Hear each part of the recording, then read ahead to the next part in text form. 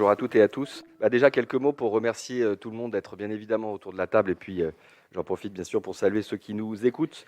Remercier en particulier nos partenaires de l'Éducation nationale, de la Caisse d'allocation familiale du Rhône. Bien sûr aussi les services de la direction de l'éducation et les agents municipaux qui quotidiennement assurent l'accueil de nos enfants. Les élus de la ville, chère Stéphanie Léger, les parents, les représentants aussi des parents, les représentants des réseaux d'éducation populaire, et puis tous les partenaires associatifs qui sont avec nous autour de la table. Et puis, bien sûr, remercier aussi les enfants, puisque, il faut le rappeler, ce projet éducatif qui était dans sa démarche, dans sa construction, a été inédit. Pour ce projet éducatif, on a été animé par le souci, je dirais, le désir d'associer tout le monde et notamment d'associer les enfants, puisque ce sont quand même les premiers concernés par ce projet éducatif. Et vous le savez, j'ai déjà eu l'occasion de m'exprimer sur le sujet, c'est important d'entendre la parole des enfants. C'est aussi comme ça qu'on va faire de Lyon la ville des enfants. C'est l'un de mes objectifs, de transformer notre ville en s'appropriant leur regard, en la regardant, en la construisant, en la faisant aussi à hauteur d'enfant. Ça me semble essentiel.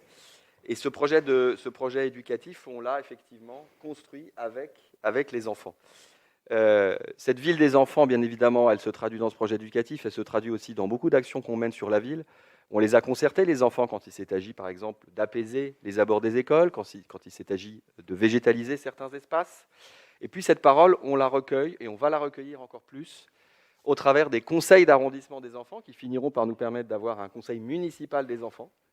Et là, un petit peu en clin d'œil, si j'ose dire, je dirais, chère Stéphanie Léger, donc adjointe à l'éducation, j'ai oublié de te présenter tout à l'heure, ce conseil d'arrondissement des enfants, il est complètement au cœur de ce projet éducatif, parce qu'il nous permet à la fois de recueillir la parole des enfants, donc c'est un exercice démocratique qui va s'opérer dans ces conseils d'arrondissement, mais en plus, quel bel exercice éducatif, puisque ce conseil d'arrondissement des enfants, ce conseil municipal des enfants à venir, c'est un vrai apprentissage de la démocratie et de la citoyenneté pour les enfants. Donc on est en plein cœur là, de ce projet éducatif dans lequel nous ambitionnons aussi de travailler à l'éducation, à la citoyenneté.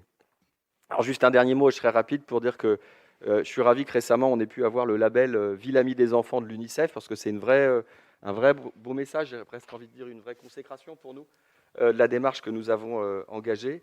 Alors ce projet éducatif, il s'inscrit complètement dans tout ce que je viens d'évoquer, dans le fait de faire de Lyon la ville des enfants, et une ville amie des enfants. Et j'espère qu'au travers de cette heure d'émission radio, tout le monde pourra bien comprendre à quel point ce projet éducatif, c'est celui de l'émancipation, c'est celui d'une ville plus juste, plus solidaire, plus inclusive, et finalement d'une maîtrise de nos destins. Merci, monsieur le maire, pour votre intervention.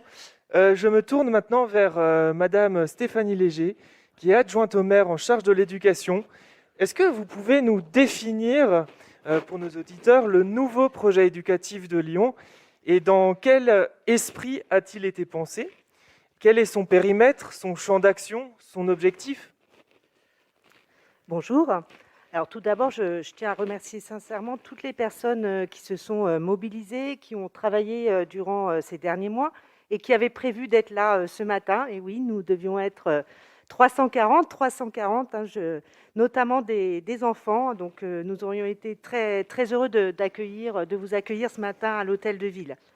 Bon, cependant, nous avons choisi de rebondir dans un format innovant.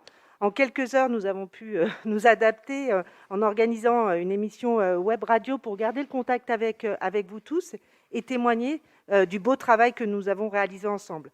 Nous avons préparé cette émission avec Radio Sonic, qui est un média relais et solidaire qui a été créé par Nicolas Satt lorsqu'il était animateur à la Mèche, donc la Maison de l'enfance et de la jeunesse de la Croix-Rousse. Donc on reste dans le milieu associatif, voilà, je tiens à le signaler.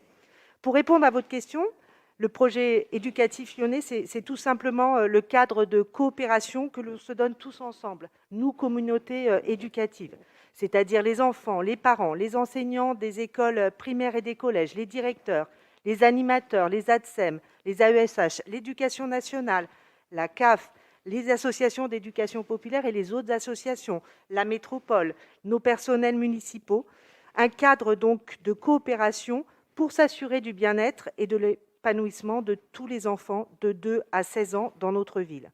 Pour cela, il est bien sûr indispensable de partir de leurs besoins et de celui de leur famille. C'est ce que nous avons fait, je crois, avec cette concertation, cette co-construction.